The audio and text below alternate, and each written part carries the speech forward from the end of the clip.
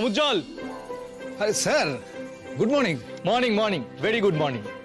আর তোমার সাথে সকাল সকাল দেখা হলো মানে তো এক্সট্রিমলি ব্রিলিয়ান্ট মর্নিং। হ্যাঁ, না না, সিরিয়াস।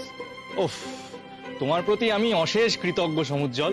শেষ মুহূর্তে তুমি যেভাবে কাল বাঁচালে আমাদের। স্যার, এটার জন্য কাল থেকে আপনি আমাকে 1 ডজন বার ধন্যবাদ দিয়েছেন। আরে দেবই তো, তুমি যা করেছো তার সামনে তো 1 ডজন ধন্যবাদ সির্ফ নস্যি। আমি তো পারলে তোমাকে 1000 বার ধন্যবাদ দিতে পারি। স্যার থাক, এত ধন্যবাদের অভ্যেস আমার নেই, এবার কিন্তু বদ হজম হবে। না সত্যি, তোমার গানের গলা এত ভালো, আমি কানাঘুষোয় শুনেছিলাম বটে, কিন্তু আমার নিজের কানে শোনার সৌভাগ্য হয়নি। কাল শোনার পর থেকে কিন্তু মনে হচ্ছে তুমি বাংলায় নিজেকে ওয়েস্ট করছো সমুজ্জ্বল। তোমার কিন্তু বলিউডে ট্রাই করা উচিত। আপনার আশীর্বাদ পেলে আমি বলিউড কেন বাবা, হলিউডেও ট্রাই করতে পারি। হ্যাঁ, অবশ্যই করবে, কেন করবে না, আলবাত করবে। আচ্ছা স্যার, ওই অরিত্র বলে ছেলেটি এখন কেমন আছে?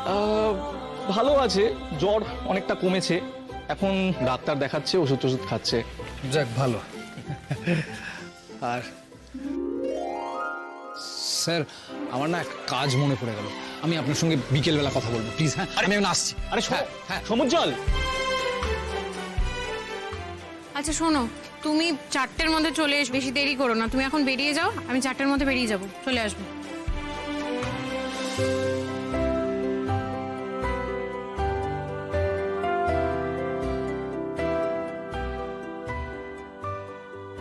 চাপ বাবা, কেমন লোক, নিজে আমাকে আসতে বললো, এখন নিজের টিকিটই নেই।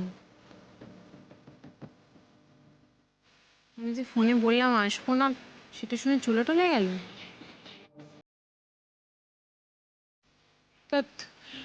এত রাগ না দেখালেই পারতাম।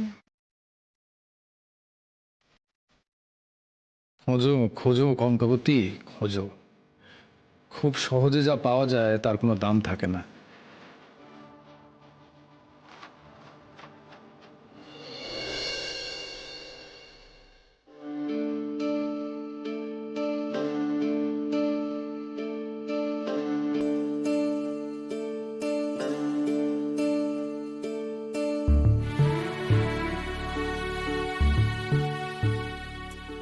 কি হয়েছে তাড়াতাড়ি বলো।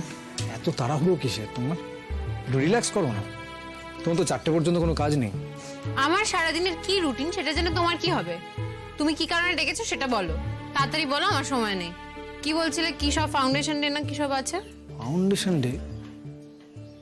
সে তো অনেক দেরি। অনেক দেরি মানে? তাহলে আমাকে এখন ডেকেছো কেন, আজকে ডেকেছো কেন? আমার সময়ের দাম নেই, আমি বিনা কারণে কেন এসেছি? তাহলে অনেক দেরি এসে তো পরে ডাকতে পারতে, আমি বারবার এরকম ভাবে আসতে পারবো না হঠাৎ করে। হ্যাঁ, এখন ডাকলাম মানে ওই মানে তোমাকে যদি একটু আগে থেকে না বলি, তোমার তো কিছু প্রবলেম থাকতে পারে, মানে তোমার অন্য কাজও থাকতে পারে, সেই জন্য ডাকলাম। তবে অতটাও দেরি নেই, এই ধরো তোমার পরীক্ষার পরেই। আগে থেকে বলে রাখা ভালো। পরীক্ষার পরে আমি কচু পোড়া আসবো ইউনিভার্সিটিতে, আসবো না। সে কি, পরীক্ষা হয়ে গেলে তুমি তোমার ইউনিভার্সিটির সঙ্গে কোনো সম্পর্ক রাখবে না? পরীক্ষা হয়ে গেলে আমার তো অন্য কোনো কাজ থাকতেই পারে, আমার অনেক ইম্পর্টেন্ট কাজ থাকলে আমি আসতে পারবো না। হ্যাঁ, তা কি কি কাজ? বিয়ে?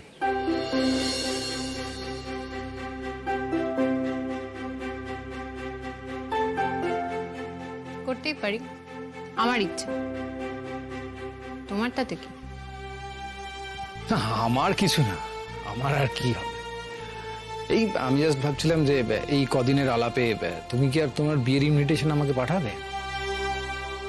কাজেই তোমার বিয়েতে আমার কোনো ইন্টারেস্ট নেই।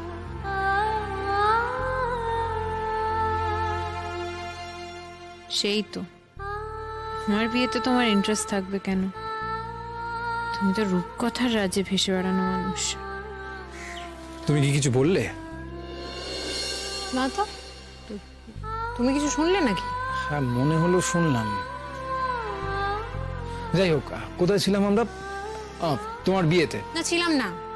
বিয়ে একটা অত্যন্ত ব্যক্তিগত বিষয়, আমি এই নিয়ে তোমার মতো একটা বাইরের লোকের সাথে আলোচনা করতে চাই না, করবো না। তো সেই বাইরের লোকের একটা ডাকে এভাবে নিজের কলেজে চলে এলে?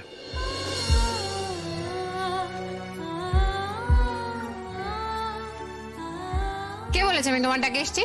আমি তোমার ডাকে মোটেই আসিনি, আমার নিজের কাজ ছিল তাই আমি এসেছি। তোমার মুখটা দেখেছো কখনো আয়না? থ্যাবড়ে একটা নাক, কুলোর মতো কান, মুলোর মতো দাঁত। কোনো ডিসেন্সি আছে তোমার? এই কি এটা নিয়ে এসছো বস্তা একটা? কোনো মেয়ের সাথে দেখা করতে এলে কিরকম বস্তা নিয়ে আসে? কি করব বলো, আমি তো ইউনিভার্সিটিতে কাজে এসেছিলাম, আগের অর্ডারে বেশ কিছু রিজেকশন ছিল, তো সেগুলো পিক আপ করলাম। ও, তুমি ইউনিভার্সিটিতে বাজে মাল সাপ্লাই করো? জেনে শুনে করিনি, আমি তো আর ম্যানুফ্যাকচার করি না। যা খুশি করো, তুমি বাজে মাল সাপ্লাই করো, বাজে মাল বস্তা বস্তা করে নিয়ে যাও বাড়িতে, আমার কি, তুমি যা খুশি। আইসক্রিম খাবে? না, নির্ভয়ই বলো। গত কয়েক মিনিট ধরে মেশিন গানের মুখে দাঁড়িয়ে থাকা মানুষকে জিজ্ঞেস করছো যে ঝাঁঝরা হলো কি করে?